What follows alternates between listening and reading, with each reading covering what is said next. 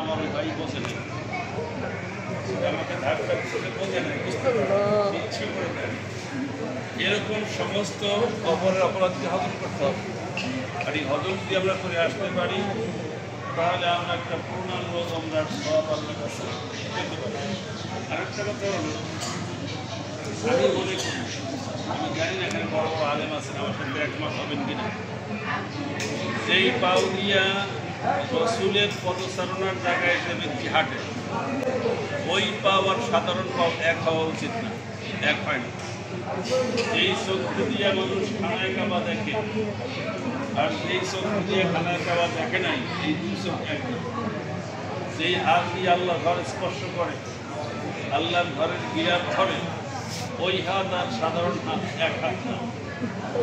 যেই মুখ দিয়া খানায় কাবার সাথে মানুষ মুখটা লাগায়, হাজরা সব চুম্বন করে, তারপর রকনি এমনই চুম্বন করে, সেই মুখ আর সাধারণ মুখ এক না। সুতরাং আল্লাহ যে আমাদেরকে তৌফিক দেন নিখুঁতভাবে তপ করার, ওমরায় দুইটা ফরজ, দুইটা ওয়াজিব। এখানে আমি পেতেছি এটা ফরজ, আর তপ করবো এটা কি ফরজ।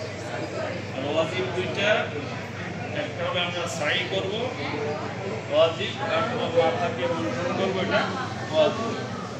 মা বোনটা এক পর পরিমাণ বা 1 ইঞ্চি পরিমাণ মাথা এটা ফেলবে। স্বামী কেটে দিতে পারে না, আলহামদুলিল্লাহ ভালো, তারা হলে 15 পনেরো একটা পক্ষে এই চাইতে কাজ যদি ঠিকমতো করা যায় তাহলে আপনার সাধারণ নারী থাকবে। এখান থেকে আসার পরে আপনার চলাফেরা, আপনার আচার আচরণ, আপনার লেনদেন, আপনার চোখের চাহনি, মানুষের সাথে আপনার ফিলিংস, সব কিছু আপনার আলাদা। লোকেরা বুঝতে পারবে যে একটা কবুলকৃত অপরাধ বানিয়েছে, এই সাধারণ মানুষটাই আগে কথা নেই। আমি মনে করি যে চক্ষু দিয়া বিশ্বনবী মুহাম্মদুর রাসূলুল্লাহ সাল্লাল্লাহু আলাইহি ওয়াসাল্লামের রওজা দেখে, সেই চোখ আর সাধারণ চোখ এক হয় কীভাবে? আপনি তো পাগল হয়ে যাবেন। ওখানে যাওয়ার পরে ঘুরে এসে আবার যাওয়ার জন্য পাগল হবে। আমি বারবার যাওয়ার অপেক্ষাটা কী করি, সবাই হৃদয় তপ করে। আমি আমার সাথীদের সঙ্গে আমি একা একা রায় দুটোর সময় দিয়ে বললাম, আল্লাহ আমার এই তপ যেন শেষ তপ না হয়, এই তপ যেন বিদায় তপ না হয়। যতক্ষণ আল্লাহ কবুল না করছেন ততক্ষণ আমি ওনাদের থাকি।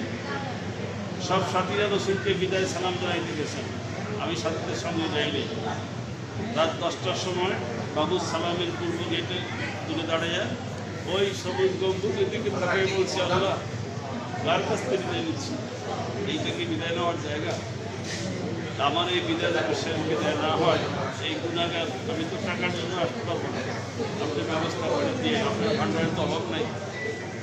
তাহলে আল্লাহ পাক এই বেশ কয়েকবার আল্লাহ আনলেন, আল্লাহ শুকরিয়া আদায় করি।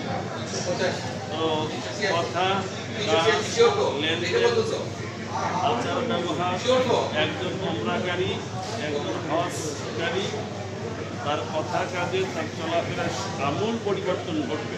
যদি ঘটে তাহলে বুঝবেন যে মক্কা মদিনার যে ফায়দা, ওই পূর্ণবীবের যে ফায়দা, সেই ফায়দা আমার মধ্যে আসছে।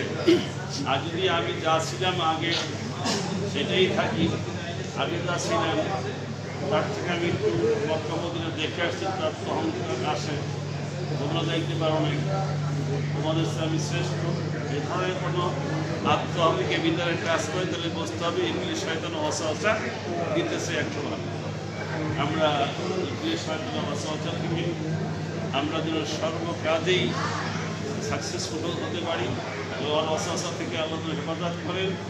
আল্লাহ যেন এই দুনিয়াতে যেমন একই সঙ্গে খানায় কাবার তওয়াফ করার তৌফিক আমাদের দিচ্ছেন, ইনশাআল্লাহ আমরা আশা করি। এখন তো আসছি যখন, সামনের দিকে আমরা যাব, মদিনায় যে আল্লাহ পাকের সঙ্গে রাখার তৌফিক দিয়েছেন, আমরা যেন কিয়ামতের কঠিন ময়দানে নবীজির সুপারিশ প্রাপ্ত হয়ে আমাদের সকলেই জান্নাতুল ফেরদাউসে একসঙ্গে আল্লাহ পাক বসবাস করার তৌফিক দান করেন। আল্লাহর কাছে এই তৌফিক কামনা করে এখনকার মতো আবার যখন সময় সুযোগ আসবে কথা বলবো, ইনশাআল্লাহ পাহাড় কথা বলবো, দীর্ঘ সামনে কথা বলবো, অনেক বাইরের ময়দানে আমরা যাবো, সেখানে কথা বলবো, কথা বলার তো শেষ নাই, আমরা সেখানে কথা বলবো। শুধু আমি একাই নই, আমাদের মহাদিস কথা বলবেন, আমাদের মাওলানা সাহেব ভারপ্রাপ্ত প্রিন্সিপাল ছেলে কলেজ পরিষদ উনি কথা বলবেন, আর অনেক ভাইরা যারা আছেন উনি বলবেন, আমাদের আছেন উনি কথা বলবেন, আমাদের পরিষ্কার আছেন বয়সে আমাদের অনেক ছোট হলেও সন্তান হইলেও অনেক ভালো জানাশোনা সেই কথা বলবেন। আমরা সকলের কথা মনোযোগ দিয়ে সংগ্রহ করে আমরা সেই অনুসারে করার চেষ্টা করবো। আমি আসসালামু আলাইকুম ওয়া রাহমাতুল্লাহি ওয়া বারাকাতুহু।